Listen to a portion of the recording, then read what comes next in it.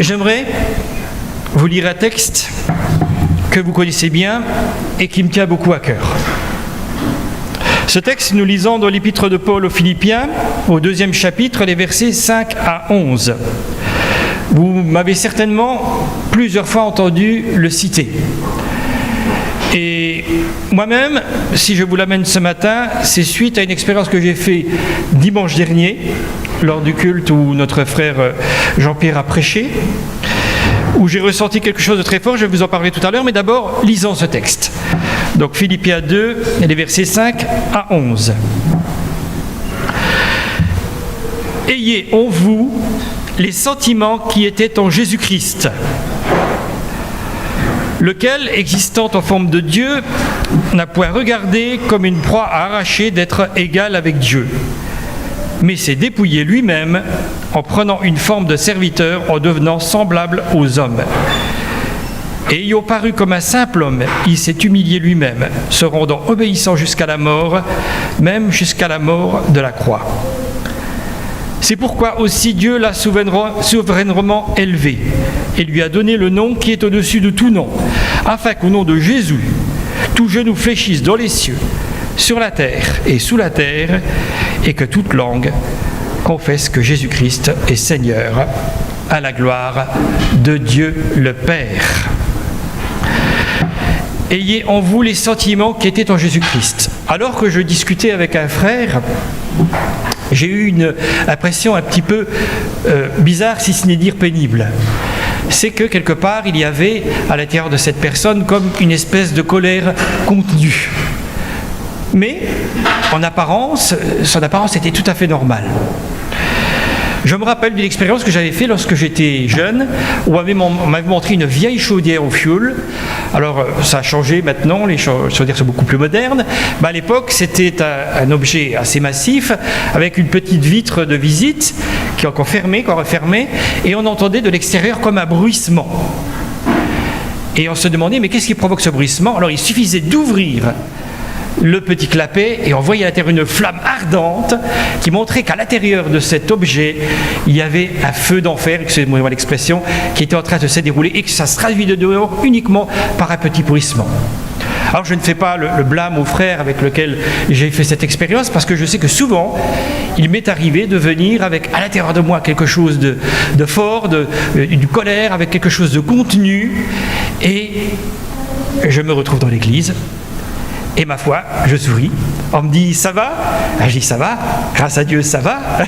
Gloire à Dieu, le Seigneur est bon. Je connais même cette expression que j'ai souvent entendue, avec le Seigneur, ça va toujours.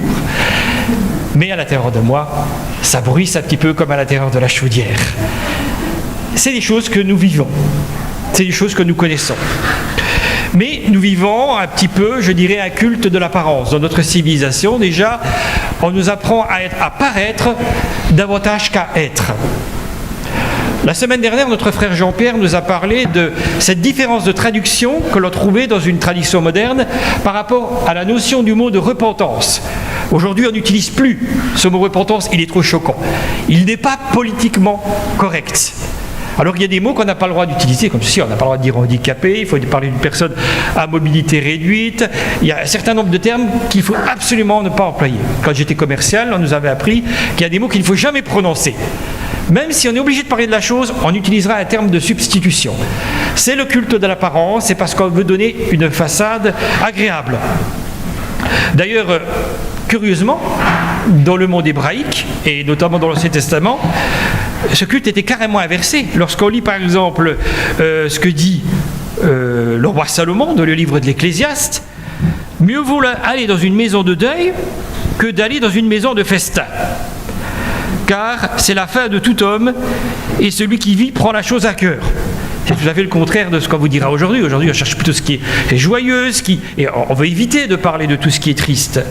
Et toujours dans l'Ecclésiaste, le verset après, mieux vaut le chagrin que le rire, car avec un visage triste, le cœur peut être content. Alors souvent on a lu ce passage et on s'est dit, mais c'est pas possible, comment est-ce que ça peut se faire? Et pourtant, au-delà de l'apparence que l'on peut vouloir projeter dans un but commercial ou dans un but fraternel, de mes collègues de travail, qui est d'origine musulmane, me disait que lorsqu'on lui disait si ça allait, il disait toujours ça allait. Pourquoi ? Parce qu'il dit je ne veux pas charger la personne qui me demande ça d'une tristesse en lui disant que ça ne va pas. Et c'est vrai que quand on dit à quelqu'un est-ce que ça va, et s'il nous répond non ça ne va pas du tout, il y a un moment, il y a la phrase, c'est gênant. Ah ben qu'est-ce qu'il y a qui ne va pas, tout. Et pourtant, nous sommes quelquefois appelés à faire cette démarche, à être francs et à reconnaître les choses telles quelles en disant oui, c'est vrai. Les sentiments de Christ ne sont pas actuellement en moi parce que je vis des choses difficiles.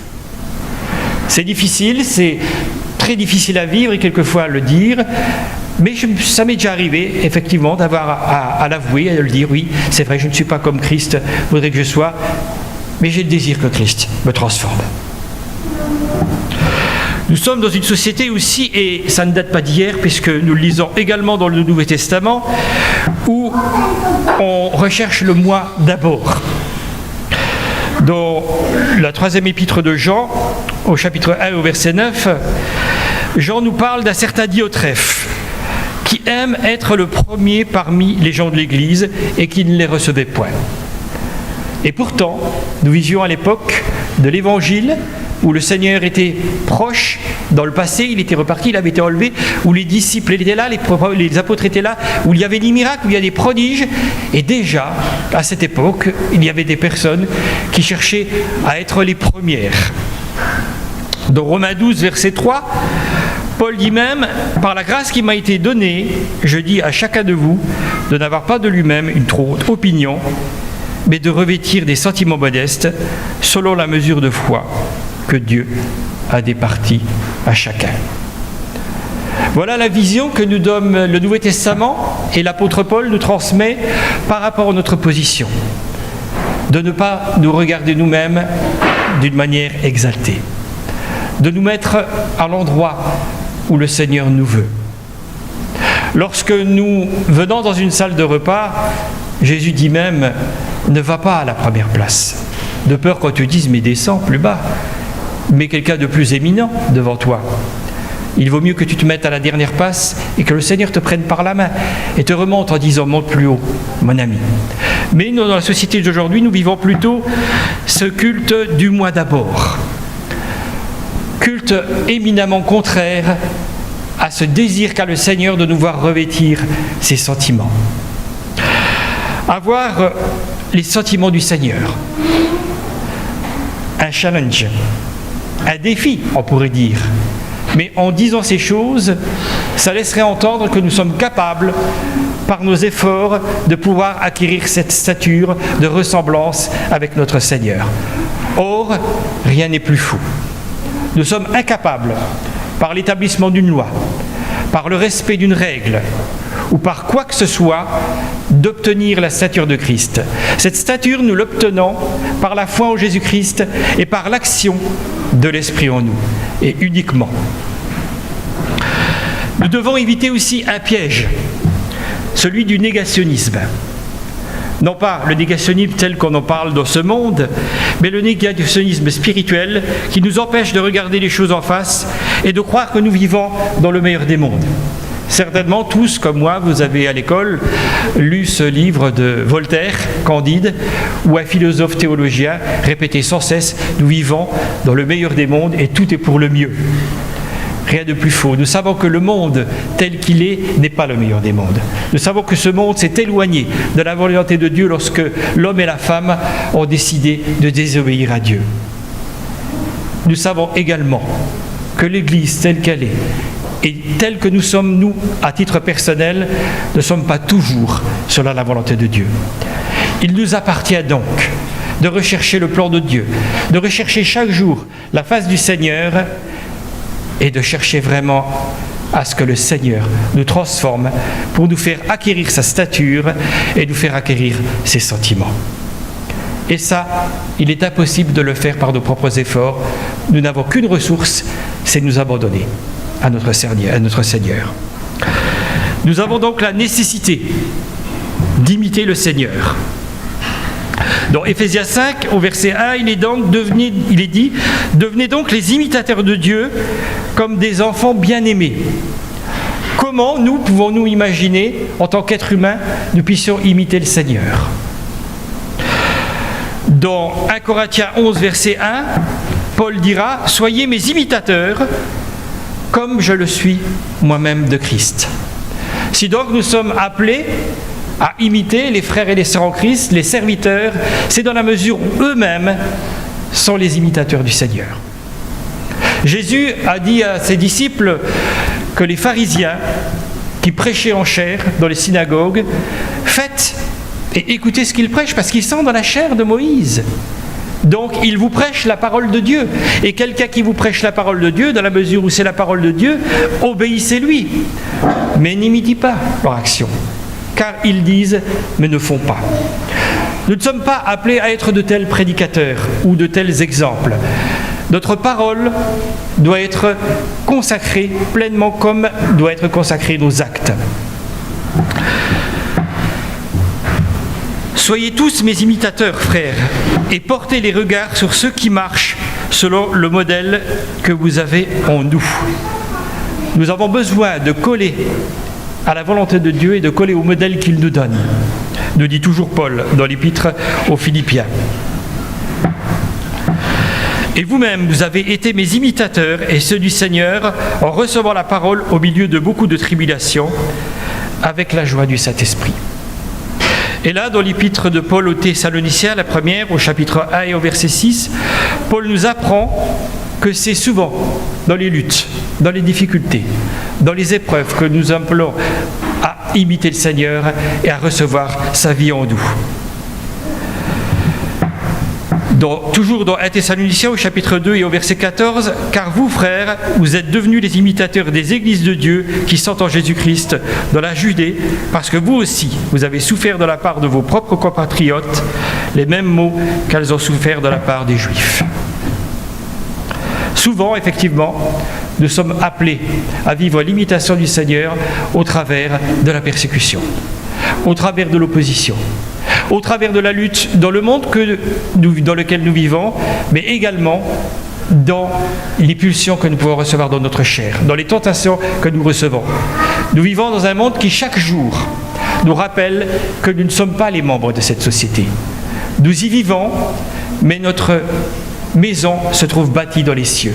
Nous ne sommes que passagers, provisoires dans ce monde, mais malheureusement, il arrive souvent que nous nous installions dans ce monde. Souvent, il arrive que quelque part, nous nous bâtissions une maison. Alors, je n'ai rien contre le fait des gens qui se font une maison, mais souvent, nous nous bâtissons une maison de manière spirituelle, comme si nous allions vivre éternellement dans ce monde. Le Seigneur nous prépare à un proche avenir où il va venir. Le Seigneur nous prépare à un proche avenir où nous serons enlevés, où l'Église entière, au son de la trompette d'un archange, sera élevée et enlevée vers le Seigneur dans les cieux. Préparons-nous à ce moment. Jeune converti, la première chose qui m'a le plus attiré et attaché, c'est cet appel du Seigneur qui disait qu'il allait revenir et chercher son Église. Et je vivais dans une attente persévérante, en espérant chaque jour que le Seigneur m'enlève. Les années, effectivement, ont passé. Et avec les années, qu'est-ce qui se passe? Eh bien, il peut arriver la lassitude. Nous sommes appelés à persévérer. Lorsque le Seigneur était annoncé dès la première page de la Bible, puisque lorsque nous lisons dans le livre de la Genèse qu'il y aurait inimitié entre la femme et le serpent, que le serpent lui mordrait le talon et qu'elle lui écraserait la tête, c'était la première annonce qu'un jour allait venir le Messie, issu de la postérité de la femme. Il a fallu attendre combien de temps avant que Jésus ne vienne? Certainement que beaucoup de personnes se disaient, mais ce Messie promis, jamais il n'arrivera. Et certainement que beaucoup de personnes ont commencé à vivre normalement, comme n'importe qui. Mais Jésus est venu. Jésus est venu et les siens ne l'ont pas reçu. Il est venu et a été fait chair. Et comme nous le disons dans le passage que j'ai lu tout à l'heure dans Philippiens, il s'est dépouillé lui-même. Ce n'est pas une chose qui lui a été imposée, ce n'est pas une chose que le Seigneur l'a obligé, il l'a fait parce qu'il a voulu. Et dans l'évangile de Jean, nous lisons cette phrase, « On ne prend pas ma vie, je la donne. » Jésus, donc, volontairement acceptait d'être rabaissé au niveau des hommes. Il a accepté d'être rabaissé dans une situation telle qu'il a connu la faiblesse, qu'il a connu la fatigue, qu'il a connu la soif, mais que par amour pour nous, il a vécu toutes ces choses et il a désiré persévérer jusqu'au bout, jusqu'à la mort sur la croix. Peu de nous, et je dirais même personne, ne peuvent comprendre ce qu'il en est d'être crucifié, de ce qu'il en est de connaître la souffrance, d'être attaché, cloué sur un morceau de bois durant des heures et de subir une longue agonie. Mais, combien même un homme, cela représente une souffrance terrible. Pour Jésus, cela représentait une souffrance supplémentaire. Contrairement à nous, il n'avait jamais péché.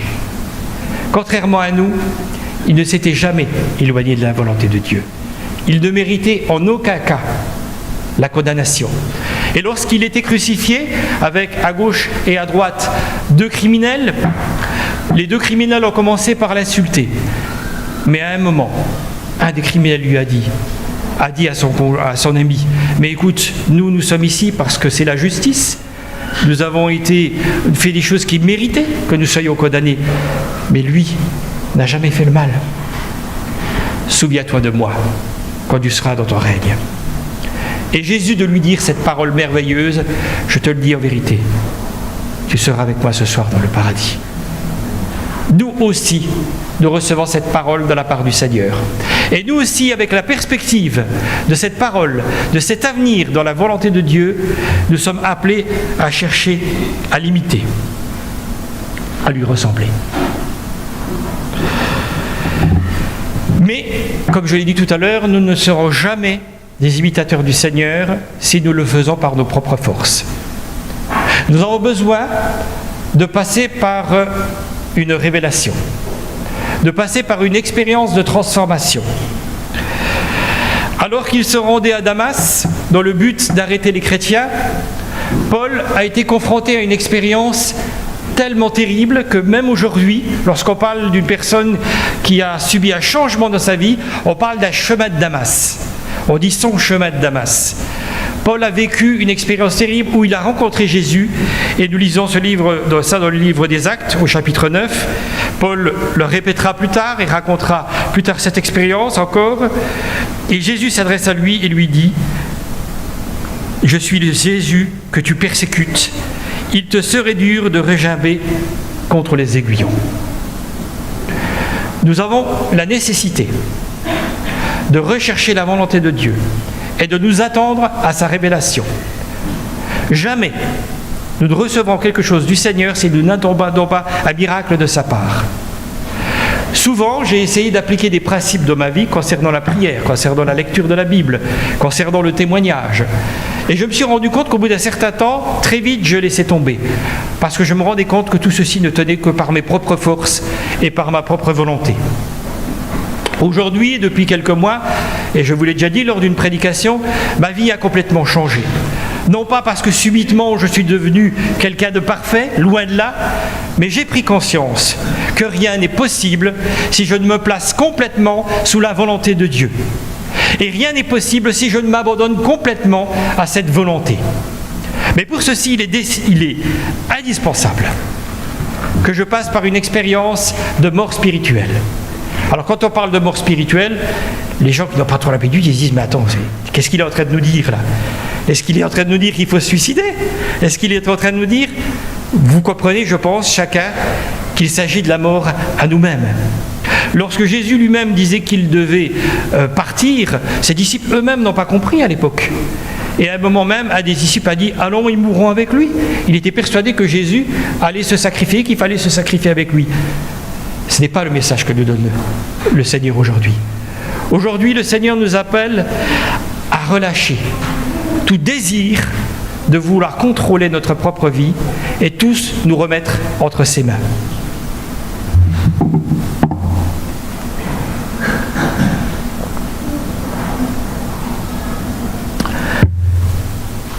Mais la question de la mort à soi-même est tellement importante que nous pouvons pour nous dire, mais finalement, qu'est-ce qu'on pratique? C'est mourir à moi-même. Alors j'ai pris 2 passages qui nous parlent de la mort à nous-mêmes, dans Romains 8, les versets 13 à 14. « Si vous vivez selon la chair, vous mourrez. Mais si par l'Esprit vous faites mourir les actions du corps, vous vivrez, car tous ceux qui sont conduits par l'Esprit de Dieu sont fils de Dieu. » Nous avons un premier élément de réponse. Si par l'Esprit vous faites mourir les actions du corps, il ne s'agit en aucunement d'un effort de volonté propre. Il s'agit d'un désir d'abandon face à la volonté de Dieu. Souvent, lorsque nous vivons des épreuves, nous nous rendons compte que c'est lorsque nous sommes au bord de la falaise et prêts à chuter, que nous avons le réflexe de nous abandonner entre les mains de Dieu et qu'il nous sort juste au dernier moment du bord de la falaise. J'ai fait souvent cette expérience et je pense que beaucoup, nous l'avons fait à notre manière dans quelques circonstances de notre vie. Pourquoi attendre d'être au bord du gouffre et de risquer d'y tomber alors que le Seigneur nous appelle aujourd'hui à nous abandonner et à tout remettre entre ses mains? Donc Colossiens 3, verset 5, un autre passage nous dira: faites donc mourir les membres qui sont sur la terre, la pudicité, la pureté, les passions, les mauvais désirs et la cupidité qui est une idolâtrie. On ne peut pas aimer 2 maîtres. Si nous continuons à chérir les choses de ce monde, si nous continuons à caresser notre vieille nature, nos vieilles habitudes que nous avons héritées de notre ancienne manière de vivre, jamais nous ne pourrons nous abandonner à la volonté de Dieu et voir l'Esprit de Dieu se manifester pleinement pour nous conduire et être comme il est, tel qu'il est. Nous avons la nécessité de faire mourir les membres qui sont sur la terre. Un passage nous dit même que si ton bras est pour toi une occasion de chute, coupe-le et jette-le loin de toi. Il vaut mieux rentrer dans la vie manchot plutôt que d'avoir ces 2 bras et d'être jeté dans la géhenne. Il s'agit évidemment d'une image. Nous ne sommes pas amenés à nous mutiler, mais nous sommes appelés à nous séparer de tout ce qui nous éloigne du Seigneur. Alors, pour chacun, cela peut être différent. Et je crois que chacun vit des expériences différentes dans ce domaine. Mais je vous invite à vous placer devant le Seigneur. Je vous invite vraiment dans votre prière, dans votre désir intérieur, de chercher le Seigneur et de dire: Seigneur, qu'est-ce qui m'empêche de me donner pleinement à toi? Quel est l'obstacle qui m'empêche de m'abandonner complètement à toi? Pour certaines personnes, les choses peuvent être évidentes. Nous voyons que des personnes sont esclaves par des choses rudimentaires de ce monde. Ils ont hérité des choses par rapport à la pureté, par rapport au regard, par rapport aux pratiques qu'ils ont fait avant. Le Seigneur nous donne la force et la possibilité de nous en sortir. Mais c'est uniquement par l'action de son esprit et par notre abandon à sa volonté que nous pouvons avoir la libération dans ce domaine. Avoir les sentiments de Christ, ça représente un changement important dans notre vie. Et nous pouvons être tentés de faire une liste des sentiments du Seigneur et de chercher à y coller et de chercher à nous adapter à ça. Alors je n'ai pas voulu vous citer ce matin, ça aurait été long et astreignant, tous les sentiments du Seigneur. Mais j'ai réfléchi, j'ai dit: Seigneur, qu'est-ce qui est le plus important à dire à ton Église ce matin concernant tes sentiments? Et après m'être placé devant le Seigneur, j'ai compris que ce qu'il est le plus important sur lequel nous puissions méditer des sentiments du Seigneur, c'est sa compassion. La compassion du Seigneur.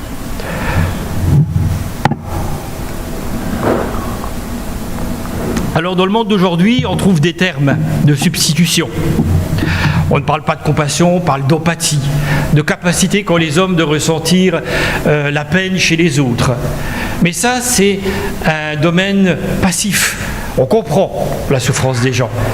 Mais la compassion consiste à souffrir avec la personne. Elle consiste non seulement à comprendre la souffrance de la personne, mais à souffrir avec elle. À pleurer avec ceux qui pleurent, à se réjouir avec ceux qui se réjouissent, à Avons-nous fait cette expérience qui consiste à ressentir la souffrance d'une personne à un tel point que le Seigneur ne nous laisse de paix, que nous n'ayons fait quelque chose pour alléger cette souffrance? J'ai pris quelques exemples de la vie du Seigneur et de la vie de ses serviteurs qui seront pour nous un exemple pour l'adapter à notre vie. Dans Matthieu 14, au verset 14, nous lisons ce passage qui dit que Jésus descendit de la barque et qu'il vit une grande foule et qu'il fut ému de compassion pour elle et qu'il guérit donc les malades. Jésus avait une pleine compassion pour les malades. Nous nous posons quelquefois la question, comment se fait-il qu'il y a finalement relativement peu de guérisons, de choses qui se passent dans l'Église de Dieu et de choses aussi merveilleuses que nous le voyons. Jésus qui s'approche d'un lépreux, le lépreux est libéré, il touche un mort, le mort ressuscite. Il y a des choses fantastiques que le Seigneur faisait. Et ses disciples faisaient les mêmes choses. Il a envoyé les 70 disciples avec le pouvoir de chasser les démons, avec le pouvoir de guérir les malades et de ressusciter les morts. Imaginez un petit peu ces 70 personnes qui se répandent sur les routes d'Israël et qui sont les prédicateurs de la justice de Jésus. Voilà un évangile puissant, un évangile qui se manifeste en œuvre et pas seulement en parole. À la base, la compassion du Seigneur. Il était ému par ces personnes qui étaient malades, qui souffraient. Il souffrait avec elles. Et lorsqu'il leur posait les mains, lorsqu'il mettait de la salive sur les yeux, ou lorsqu'il faisait un quelconque acte qui les amenait à la guérison, il le faisait avec cette peine qu'il y avait dans son cœur. Lorsque il a été à l'enterrement de Lazare et qu'il voyait les pleureuses qui étaient là et qu'il voyait les deux sœurs, il est dit « Jésus pleura ». C'est même le verset le plus court de la Bible, « Jésus pleura ». Jésus se laissait vraiment toucher. Pourtant, Jésus était Dieu. Il est Dieu, pleinement Dieu et pleinement homme. On pourrait dire, mais Jésus savait d'avance qu'il pouvait ressusciter. Pourquoi pleurait-il ? Parce que Jésus est pleinement homme et, dans ce sens, pleinement identifié à sa créature. Il nous aime réellement. Ce n'est pas un amour fin. Ce n'est pas un amour de façade. Ce n'était pas un amour qu'il a montré pour les autres. Mais c'est un amour sincère qu'il a pour chacun d'entre nous. Lorsque son ami est mort, celui qu'il aimait, on le dit, regardez comme il l'aimait, il a pleuré. Jésus était ému par les malades, et c'est dans cette perspective qu'il priait pour les malades, et que les malades étaient guéris. Dans Matthieu 9, au verset 36, il est dit que Jésus voyait la foule et qu'il fut ému de compassion pour elle, parce qu'elle était languissante et abattue, comme des brebis qui n'ont pas de berger. Jésus ne te soucie pas simplement du fait que nous soyons en bonne santé ou que nous ayons une infirmité, mais il nous connaît également dans notre solitude spirituelle. Il avait compassion pour cette foule parce qu'il savait que sans lui, sans la direction du Seigneur, cette foule n'était que comme des brebis dispersées dans le désert. Et cette émotion suffisait pour qu'il l'aime et pour qu'il lui transmette sa bénédiction. Nous aussi aujourd'hui, en tant qu'enfants de Dieu, nous sommes appelés avec cette position. Nous sommes appelés à aimer le troupeau de Dieu, à avoir de la compassion pour toutes les personnes qui franchissent la porte de cette Église, à les aimer, non seulement en parole, mais en acte, à nous approcher d'elles et à leur communiquer l'amour du Seigneur. Il est important que nous comprenions que nous ne sommes pas simplement un groupe de personnes qui ont cru au Seigneur parce qu'elles ont été convaincues dans leur cœur, mais des personnes qui ont été transformées dans leur esprit. Dans l'Ancien Testament, nous lisons cette prophétie concernant la nouvelle naissance. « J'enlèverai leur cœur de pierre et je leur donnerai un cœur de chair. » Qu'en est-il si une personne vient et traverse cette porte et ne rencontre que des pierres dans nos cœurs? Quel témoignage pouvons-nous avoir par rapport à des personnes si notre cœur reste fermé et que nous n'avons pas cette tendresse, cette gentillesse, cet accueil, ce désir de nous approcher les uns des autres parce que c'est une foule languissante qui a besoin d'un berger? Dans Marc 8, verset 2, un autre passage nous parle de Jésus qui, ayant appelé ses disciples, dit « Je suis ému de compassion par cette foule, car voilà 3 jours qu'ils sont près de moi et ils n'ont rien à manger. Je ne veux pas les renvoyer à jeun, de peur que les forces ne leur manquent en chemin. Un des critères que le Seigneur a rajouté à son ministère, à son action de la parole et de la guérison, c'est le critère de l'accueil, de la bénédiction et du rassasiement. Le Seigneur ne se contente pas simplement de nous appeler. Il ne se contente pas simplement de nous accueillir dans sa famille, mais il désire nous nourrir, spirituellement et matériellement. Jésus était ému au point que son amour lui a permis de multiplier les pains et les poissons. Et qu'à partir d'un petit nombre, d'une petite quantité de nourriture, il a pu nourrir une grande foule. C'était la conséquence de son amour, la conséquence de sa compassion. Sans la compassion du Seigneur, sans son désir ardent d'aimer et de bénir cette foule, le miracle n'aurait pas eu lieu. Mais le Seigneur est le Seigneur, et il a été fidèle dans ce qu'il a entrepris. Nous aussi aujourd'hui, nous sommes appelés à nourrir la foule. Nous aussi, nous sommes appelés à imiter le Seigneur. Que ce soit au travers d'œuvres caritatives, que ce soit au travers d'une manière matérielle, par l'accueil que nous faisons à des personnes, par l'hospitalité. Rappelons-nous que lorsque nous sommes hospitaliers, nous pouvons éventuellement même héberger des anges de Dieu. Sachons être hospitaliers. Sachons jeter notre pain à la surface des eaux, parce qu'il nous reviendra. Toute chose que nous faisons au nom du Seigneur ne sera jamais perdue. Et le Seigneur va même jusqu'à dire que quiconque ira jusqu'à offrir un verre d'eau froide à un de mes disciples parce qu'il est mon disciple, il ne perdra pas sa récompense. Ça veut dire qu'une personne, quelle qu'elle soit, qui a pris conscience que nous sommes des disciples de Dieu et qu'en ce titre nous a bénis, ne perdra pas sa récompense. Dieu est juste. Et s'il l'est pour les gens de ce monde, à combien plus forte raison ne le sera-t-il pas pour son Église? Une autre situation que le Seigneur a vécue et où il a manifesté son amour et sa compassion, c'est face à l'impureté. Dans Marc 1, verset 41, on nous dit que Jésus fut ému de compassion par rapport à quelqu'un qui était impur. Il avait la lèpre. Il étendit la main, le toucha et dit « Je le veux, sois pur ». Alors aujourd'hui, nous ne sommes pas, en tout cas pas dans notre pays, confrontés à ce genre d'impureté, puisque cette maladie a été éradiquée. Quoique, il y a encore quelques temps, le sida était là pour nous rappeler que des personnes pouvaient être mises au bord de la société à cause d'une maladie. J'ai un cousin qui est non seulement séropositif, mais qui a développé la maladie suite à un certain nombre de choses.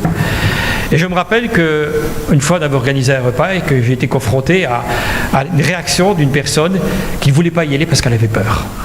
Peur de la maladie. Alors on peut se dire, oui, à l'époque, la maladie n'était pas connue. C'était peut-être légitime, mais il faut être très très prudent. Mais cet exemple est là pour nous rappeler que face à l'impureté que nous pouvons contracter ou que nous pouvons refléter, le Seigneur nous appelle en contrepartie à manifester l'amour et la compassion par rapport à toutes les personnes qui, par leur situation sociale, par leur situation de santé, par leur culture, peuvent être différents de nous. C'est pas toujours facile. J'en ai bien conscience que c'est pas toujours facile, les rapports entre personnes de cultures différentes. Actuellement, nous vivons des temps difficiles parce que dans le contexte de terrorisme, les sentiments xénophobes de certaines personnes peuvent émerger face à la peur et au risque d'attentats et de tout ce qui se passe actuellement. Mais nous, enfants de Dieu, nous sommes appelés à ne pas céder à cette peur. Nous sommes appelés à faire la différence entre le terroriste et la personne d'une telle et telle origine. Le Seigneur est venu pour le monde entier, quelle que soit la couleur de notre peau, quelles que soient nos habitudes, quel que soit notre rang social, le Seigneur nous accueille. Et nous sommes appelés à avoir cette compassion pour accueillir toutes les personnes, quelle que soit leur situation. Le Seigneur a fait de nous des lumières dans ce monde. Et une lumière est faite pour être mise en évidence, afin que chacun la voie. Elle n'est pas faite pour être mise sous le boiseau, nous dit le Seigneur. Alors soyons des lumières. Mais que notre lumière soit comme un puissant phare dans ce monde. Face à un monde de ténèbres, face à un monde où nous ne voyons que des choses négatives se faire, recherchons à être les fanals du Seigneur et recherchons à luire dans ce monde. Rien ne luit plus que dans un monde de ténèbres. Et notre faible lumière, pouvons-nous penser que notre témoignage est faible, peut briller beaucoup dans ce monde qui est tellement rempli de ténèbres. Une autre situation auquel le Seigneur a été confronté, c'est par rapport à une veuve. Nous lisons ça dans Luc 7, verset 13. Le Seigneur, l'ayant vue, fut ému de compassion pour elle et lui dit « Ne pleure pas ». Le veuvage est déjà une épreuve. Perdre un compagnon avec lequel on a passé tant d'années, c'est déjà quelque chose de difficile. Mais en plus, cette veuve-là a vécu une chose difficile puisqu'elle a perdu en plus son fils. Les enfants savent qu'un jour, leurs parents vont disparaître. Ils sont plus âgés qu'eux et ils disparaîtront fatalement un jour. Mais pour un père ou pour une mère, perdre son enfant, ça, c'est pas normal. Et c'est quelque chose qui est difficile à accepter. Là aussi, nous avons besoin d'être des consolateurs. Des consolateurs face aux accidents de la vie de toutes les personnes qui sont dans l'Église ou que nous côtoyons. Par rapport aux veuves et aux veufs, à ceux qui ont perdu leur compagnon, vraiment nous avons le désir de pouvoir être comme le Seigneur, de pouvoir être pour eux comme des consolations, comme des aides, comme des soutiens. J'ai pris conscience un jour aussi que dans notre église, nous avions beaucoup de veuves, beaucoup de personnes qui vivaient seules. Et j'ai essayé, tant bien de mal, quelquefois, de faire des visites, d'aller voir les personnes. Mais je me suis rendu compte que si je n'étais pas convaincu au fond de moi-même, si le Saint-Esprit, au fond de moi, n'était pas là pour m'apprendre à aimer, pour apprendre à aller vers les personnes, je ne pouvais pas être efficace. Alors, je veux laisser les sentiments du Seigneur s'installer en moi. Je veux laisser la grâce de Dieu m'utiliser afin de manifester son amour à chacun d'entre vous, à chaque personne de cette Église. Quelquefois, lorsqu'on parle d'une Église ou qu'on parle des gens que l'on côtoie, on a tendance à appuyer sur les gens avec lesquels on a des affinités, avec lesquels on dit on a des atomes crochus. Mais le Seigneur ne nous a pas appelés à nous rassembler par affinité. Nous ne sommes pas un groupe d'intérêts communs. Nous ne sommes pas un club. Nous sommes l'Église de Dieu, la famille de Dieu. Nous sommes donc frères et sœurs, ayons part à la même pensée, à la même direction, un seul cœur, une seule âme. Alors nous avons besoin de comprendre ces choses afin de vivre les uns avec les autres une relation d'amour qui soit sincère, basée sur la liberté et sur la sincérité. Si nous faisons semblant de nous aimer, ça ne pourra jamais marcher, évidemment. Nous avons donc besoin de passer par l'expérience d'une transformation par le Saint-Esprit qui nous apprend à aimer. À combien plus forte raison aimerions-nous les frères et les sœurs, puisque le Seigneur nous apprend à aimer nos propres ennemis. Alors, est-ce une difficulté pour nous que de laisser le Saint-Esprit nous diriger et nous aimer mutuellement? Refusons de rechercher l'affrontement. Cherchons au contraire à user de prévenance réciproque les uns pour les autres. Utilisons nos paroles non pas pour condamner, pour critiquer, mais pour bénir et pour dire des mots gentils. Qu'il y ait dans nos paroles, s'il est possible, quelques actions de grâce. Des mots qui procurent une grâce à ceux qui les écoutent. Notre parole doit être une source, mais pas une source amère. La source ne doit pas laisser jaillir d'un côté l'amertume et d'un côté l'eau douce. S'il y a de l'amertume en nous, nous sommes appelés à venir au bois du Seigneur, à venir à la croix. Lorsque les Juifs étaient dans le désert et qu'ils se sont trouvés dans un lieu où les eaux étaient amères, Moïse a saisi un bois et il l'a jeté dans l'eau. Et cette eau est devenue douce. Ce bois était l'image de la croix du Christ. Ce bois était l'image de l'action de Dieu en nous qu'il fait pour rendre l'amertume qui est en nous douceur.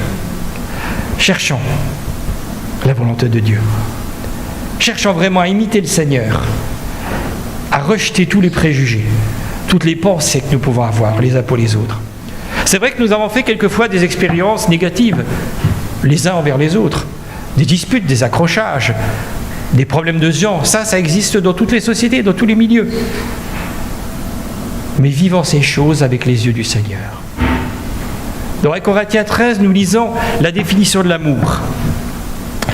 Et la définition de l'amour, c'est l'amour ne soupçonne pas de mal. Il croit tout. Il espère tout. Jamais nous ne pourrons avoir la compassion du Christ si nous ne croyons pas pleinement et complètement en cette parole. L'amour croit tout, il espère tout, il ne soupçonne pas de mal. Je vous invite à relire ce passage, ce chapitre d'A Corinthiens 13. L'amour est la plus grande des choses. Et sans l'amour du Seigneur, nous ne pourrons pas appliquer les principes du Seigneur. Nous avons besoin de nous aimer les uns les autres. Nous avons besoin de nous pardonner les uns les autres. Nous avons besoin de passer sur le péché des uns des autres. Parce que c'est vrai, il y a eu des accrochages, il y a eu des disputes, il y a eu des mots malheureux. Mais regardons avec les yeux du Seigneur et rejetons toutes les choses que le Seigneur de ce monde, Satan, désire mettre en nous pour nous séparer les uns des autres. Pour terminer, j'aimerais vous lire 2 exemples. Jusqu'à présent, je vous ai cité le Seigneur. Je vous ai montré comment le Seigneur s'est manifesté, comment il a manifesté son amour et sa compassion. Peut-être est-ce que nous pouvons dire, oui, mais c'était le Seigneur. Lui, il peut. Il a la puissance. Et puis, c'est Dieu. Mais le Seigneur nous montre que nous aussi, nous pouvons l'imiter et vivre ces choses-là. Et 2 exemples sont caractéristiques. Le premier, c'est la parabole du bon samaritain que nous lisons dans Luc 10, verset 33. Un samaritain qui voyageait, étant venu là, fut émis de compassion lorsqu'il le vit. Lorsqu'il vit cet homme allongé qui avait été battu, qui était blessé. Il l'a amené dans l'hôtellerie, il a payé pour lui, et il a même dit, quand je reviendrai, s'il a dépensé en plus, je te le payerai en plus. Ce bon samaritain est l'image du disciple que nous sommes appelés à devenir. Ne pas regarder à l'origine samaritaine de cet homme. Pour les Juifs, c'était la pire origine. J'ai expliqué déjà lors d'une réunion le contentieux historique qu'il y avait entre les Samaritains et les Juifs. Il y avait une haine atavique entre les deux. Ils ne pouvaient pas se supporter. Les uns étaient fidèles, ils étaient au temple à Jérusalem. Les autres étaient un peuple mélangé, qui avait un temple sur le mont Garizim. Et Jésus le dit lui-même, le salut vient des Juifs. Lorsqu'il parle à la Samaritaine, il insiste bien sur le fait que la vraie parole venait bien des Juifs. Mais la haine des Juifs empêchait une véritable relation avec ces Samaritains. Ce Samaritain, lui, n'a pas regardé à ça. Il n'a pas regardé à l'origine de cet homme. Il a aimé. Il l'a secouru. C'est ce que nous sommes appelés à faire aussi. Et le deuxième, c'est l'histoire de ce père, dans Luc 15, verset 20, dont le fils avait dissipé tous les biens, qui était parti, qui avait pris sa part d'héritage, et qui avait dissipé son bien avec les prostituées.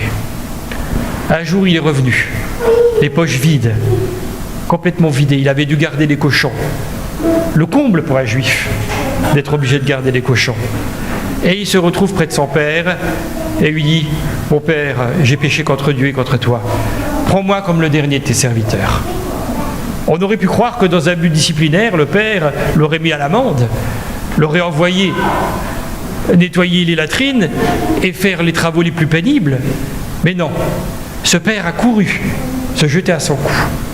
Il l'a embrassé.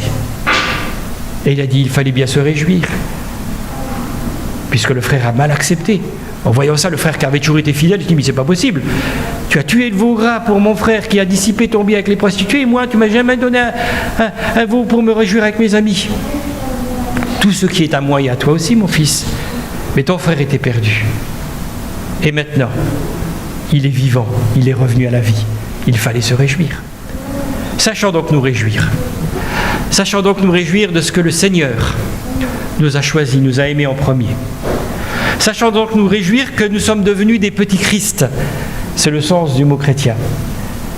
Étant donc des petits Christ, recevons les sentiments du Seigneur. Quelle que soit notre situation, quelle que soit notre vie, dans quelque état que nous sommes venus ce matin, avec nos problèmes, avec nos luttes, nous ne devons pas passer à côté de ce message et à côté de cet appel du Seigneur. Ayez en vous les sentiments qui étaient en Christ. Ce matin, ce n'est pas simplement une possibilité, mais ce matin, c'est une promesse que le Seigneur fait à chacun d'entre nous. Si ce matin, nous nous consacrons à lui, si ce matin, nous nous levons et nous disons « Seigneur, je veux que tes sentiments s'installent en moi », le Seigneur répondra positivement à notre prière. Croyons-le, le Seigneur est fidèle. Le croyez-vous ? Amen. J'inviterai à vous lever, nous allons prier.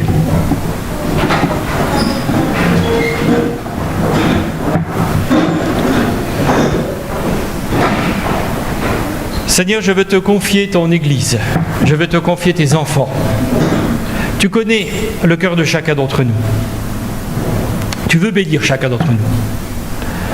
Alors ce matin, Seigneur, nous voulons être des Christ dans le vrai sens du terme. Nous voulons nous revêtir de tout ce que tu es, Seigneur, de tout ce que tu apportes, de ta vie, de ta lumière. Nous voulons avoir tes sentiments en nous. Ne pas regarder à nous-mêmes, ne pas regarder à notre apparence, mais vivre vraiment la vie d'en haut. Tu bénis chaque personne qui est levée ici ce matin. Et tu visites chacun. Tu fais goûter à chacun combien tu es bon. Et tu nous donnes, Seigneur, de pouvoir nous aimer sincèrement les uns et les autres. Dans le nom de Jésus. Amen. Vous pouvez vous asseoir.